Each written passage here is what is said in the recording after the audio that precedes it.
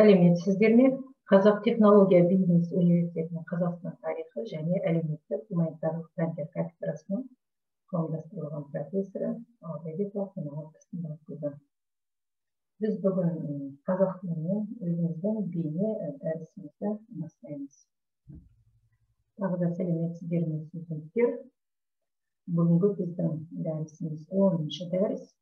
Сіздердің алдарыңызда өздеріңіз көріп отырғандай, бүгінгі біздің лексикалық тақырыбымыз Қазақстандағы 100 жаңа есім жобасы. Оның мақсаты жоба жеңімпаздары елімізге ең танымал есімдер туралы мәлімет.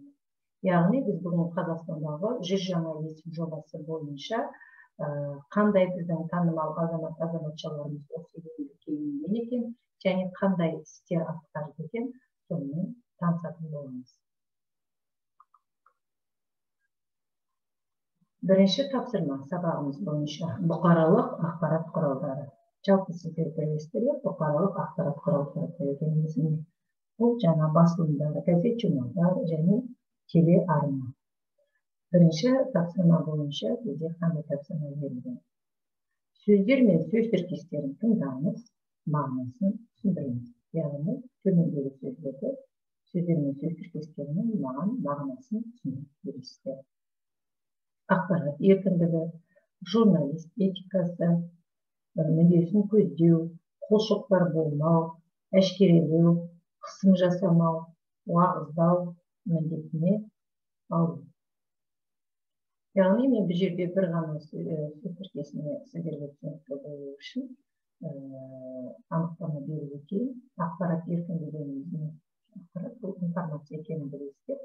Ақпарат еркіндігі қазір өздеріңіз білесіздер, тым еркін. Қазіргі таңда бізде кез ғаламтордан болсын, жаңалықтарды бірден естіп жатырмыз ғаламтор арқылы. Болмаса телеарналардан және басылымдардан. Бұл жаңағы белгілі журналистің өзінің еркіндігі, ақпарат еркіндігіміз. Бұл ақпараттың бізге кім жеткізеді және өздеріңізге белгілі, ол журналист жеткізеді. Бұны біз ақпарат еркіндігі дегеніміз, осы қысқаша айтқанда мағынасы осылай. Әрі қарай өздеріңізде келесі сөздер мен сөз тіркестерін ретімен келесі сабақта маған беретін боласыздар. Екінші тапсырма. Ой түрткі сұрақтарға жауап беріңіз. Төменде сіздерде 4 сұрақ. Төртінші билік тек нені түсінесіз? Журналистің сөз бостандығы шектеусіз бе? Бұқаралық ақпарат құралдарын мемлекет қадағалайды ма? Бұқаралық ақпарат құралдарының еркіндігі дегенде қандай мысал айта аласыздар? Осы 4 сұрақ бойынша өз ойларыңызды жүйелеп жеткізесіздер. Үшінші тапсырмада берілген мәтінді оқыңыз деді. Сіздерде міне алдарыңызда демонстрацияда мәтін үшінші тапсырма тұр. Осыны жақсылап оқып шығыңыз. Және де келесі 4-ші тапсырмада берілген сөздерге синоним жазыңыз. Кейбір сөздерді шарт мәнді сөйлемге айналдырыңыз. Тапсырма бойынша өздеріңіз көріп отырғандай, денедегі ақау, тіл тигізу, балағаттау, жалға жабу, бұқараның мүддесі, әшкерелеу, рәсуа қылу, айтты. Яғни осыларға синонимдер жазасыз. 5-ші тапсырмада не дейді? 5-ші тапсырмада сөз бостандығы мәтінін тыңдаңыз. Яғни қазір сіздердің ғаламторға сіздер сөз бостандығы мәтінін тыңдайсыздар. Жалпы сөз бостандығы дегеніміз не? Өз ойларыңызды айтасыздар. Тыңдаған мәтіндеріңіз бойынша мазмұндайсыздар. Және де өзін-ара топпен пікір салыстырамыз. Әрқайсыңыз өздеріңіздің жеке ойларыңызды айтасыздар. Болмаса жалпы сөз бостандығы жайлы журналистердің бағдарламаларында көріп пікір таластыруларыңызға болады. Келесі 6-шы тапсырмада тыңдалым мәтіні бойынша сұрақтарға жауап беріңіз. Жаңағы сіздерге мен алдыңғы 5-ші тапсырма берілді. Сөз бостандығы дегенімізде мәтінді тыңдаңыз және өз ой пікірлеріңізді жеткізіңіз деген жалпы топқа. Енді сол өздеріңіздің айтылған ойларыңыз бойынша сөз бостандығын пайдаланып шектен шығудың қандай салдары бар? Қоғамға әсер ететін сөздер көпшіліктің санасын қалыптастыра ала ма? Журналистік ар-ұждан жауапкершілік дегенді түсіндіріңіз. Парасат шеңберінен шықпау қажет дегенді түсіндіңіз бе?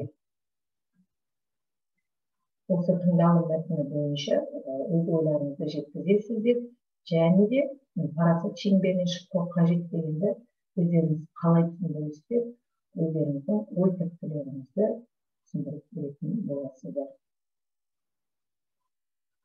Келесі тапсырмада топтық жұмыс. Берілген мәтінді әрі қарай 3 топқа бөліп, дамытып, өз ойларыңызды айтыңыздар. Яғни бірінші бұқаралық ақпарат құралдары ғасырдан ғасырға дами отырып, жетіле отырып қадам жасады. Егер тарихқа қарасақ, 15-ші ғасырда кітап, 16-ші ғасырда газет, 17-ші ғасырда журнал жарыққа шыққанын көреміз. 20-ші ғасырда радио мен телевизияның жасалу ақпарат саласында орасан зор толқын тудырса, ал 21-ші ғасырда осы аталған коммуникация құралдарын бір арнаға тоғыстырған интернет пайда болды. Яғни ғаламтор пайда болды. Балалар, біз осы пікірге келісеміз бе? Әрине келісеміз. Өйткені қазір көбіміз, әсіресе жастар деп айтайын, біз көбін қазір кітап оқығаннан гөрі қай болмасын телевизорден, телеарнадан көріп жаңалықтан құлақтанамыз, немесе кез келген ғаламтор нүктелерінде бүгінгі күні, кешегі күні өтіп жатқан ақпараттардан толық біз ғаламтор арқылы ақпарат ала аламыз. Жақсы. Келесі 2-ші тапсырмада 2000-ші жылдардан бастап ақпараттық технологиялар қарыштап даму жолына түсті. Соның нәтижесінде ғаламтор әлемдік сипатта ие болып, таралым мен тағылымы бойынша таңқаларлық жағдайға құрылысқа айналды дейді. Әрине біз қазір өздеріңіз білесіздер, жаңа технологияның даму үрдісі өте зор, оған бәріміз келісеміз.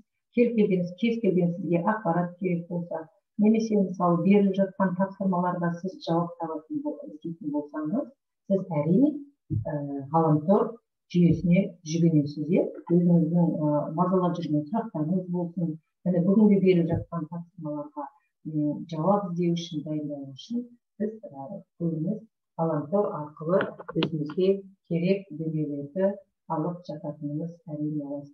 Жалпы бүгінгі біздің тақырыбымыз бойынша өздеріңізге жаңа басында айтып өтілгендей, 100 жаңа есім жобасына енген тұлғалармен танысасыздар, өмірбаяндарынан кейін, оны толық келесі сабақта маған жақсылап жеткізеді деген ойдамын. Оған қосымша міне өздеріңізге осы мәтін бүгінгі лексикалық тақырып бойынша сіздерге тапсырма, 7 түрлі тапсырма беріліп отыр. Кей жерлерде топпен жұмыс жасайтын жерлеріңіз бар, және де әрқайсыңыздың осы тақырыпқа байланысты өз ойларыңызды жеткізулеріңізді сұраймын. Және де сол өздеріңіз оқуға жатқан тұлғалардың 100 жаңа есімінің ішінде көптеген еңбектері әр салада бар. Бұл 100 жаңа есімнің жобасында химия саласы болсын, жаңағы педагогикалық бағытта болсын, өндірістік бағытта болсын, осының бәрінің ішінде ұнап жатқан жұмыстар болса, презентация арқылы да көрсетулеріңізге болады. Егер бүгінгі тапсырма сұрақ өткен тақырыбымыз сіздерге түсінікті болып жатса, назар қойып тыңдағандарыңызға рахмет.